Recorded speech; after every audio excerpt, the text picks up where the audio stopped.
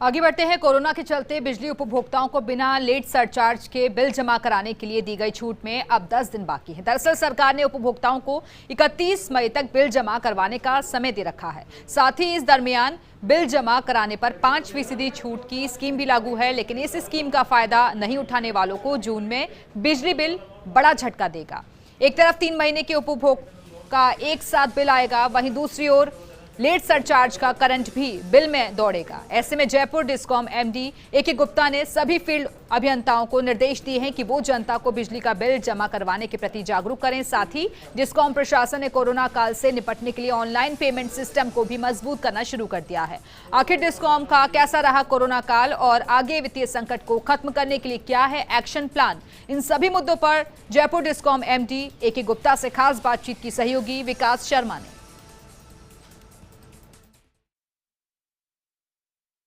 हमारे साथ मौजूद है Jaipur discom MD A K. Gupta. Sir, अभी क्या स्थिति है रेवेन्यू रिलाइजेशन की आपकी?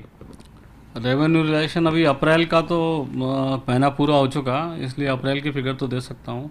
और मई में जो उनको इंसेंटिव हमने 5% का दे रखा है घरेलू कनेक्शन और एग्रीकल्चर कनेक्शन को, कि यदि 31 मई तक जमा करा दें तो 5% उनको जितना पैसा जमा कराएंगे उसकी रिबेट मिल जाएगी। तो हमें उम्मीद है कि अब बचे हुए 10 दिन हैं इसमें इंक्रीमेंट होगा। और जहाँ तक अप्रैल का सवाल है, अप्रैल का महीना जो है हमारे लिए काफ़ी टफ रहा है।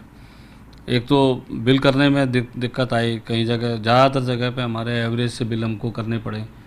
और उसके बाद में फिर पैसा कलेक्शन के लिए, क्योंकि काउंटर ऑफिस खोल नहीं सकते थे लोग वहाँ, मान लो हम खोल भी लें, हमने सारे एएन ऑफिस खोले परंतु वहाँ लोग नहीं आ सकते थे लॉकडाउन की वजह से। और जब भी काउंटर जब खुलता है तो वहाँ भीड़ तो होनी स्वाभाविक है, तो इसलिए भी सावधानियाँ बरती गई। तो ऑनलाइन के अलावा कोई चारा नहीं था। नतीजा ये हुआ कि करीब 3600 करोड़ रुपए के बिल हमारे यहाँ से जारी हुए। उनमें से करीब 132 करोड़ नहीं 1300 करोड़ रुपए हमें सब्सिडी के आने हैं, गवर्नमेंट से जो आ जाएंगे वो। बाकी के करीब 2300-2200 करोड़ रुपए हमें आने थे।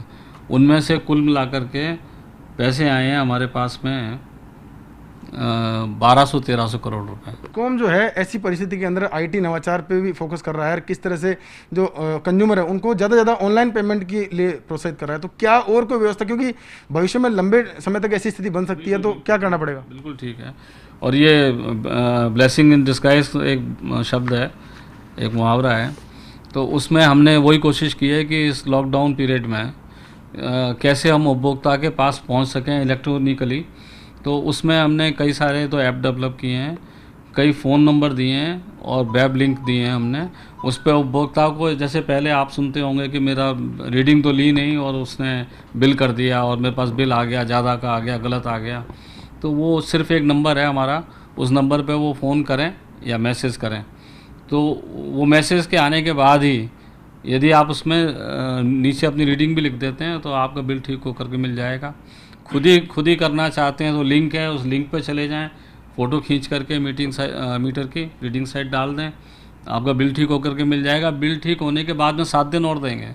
मान लीजिए आज आपका ड्यू डेट आ रही है और आज ही आपने कहा कि साहब ये तो मेरा बिल गलत है, मैं तो पेमेंट नहीं करना चाहता और मेरा सही बिल करके दीजिए, तो सही बिल करके जैसे ही देंगे आपको 7 दिन और दे देंगे आप। सर, एक महत्वपूर्ण सवाल ये है कि लोगों में बड़ी गफलत बनी हुई है इस बात को लेकर कि जो बिल है वो माफ़ कर दिए गए हैं।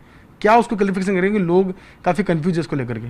नहीं, इसमें तो हमारी तरफ से जितने भी प्रेस नोट हमने दिए हैं और आप लोगों के माध्यम से हमने जितनी अपील की हैं, सब में हमने यही कहा है कि स्थगित कर दिए हैं। सारे बिल उन्होंने डोमेस्टिक के स्थगित किए थे और डोमेस्टिक के स्थगित हुए थे। उसमें से भी 150 यूनिट वाले, 150 यूनिट से ज़्यादा जिनका कंजम्पशन है और वो बिल को ये तो कह दिया कि 31 तारीख तक पेमेंट कर दें, पर उनके विलम्ब शुल्क लगेंगे, ये क्लैरिफाई हमने पहले ही कर दिया था।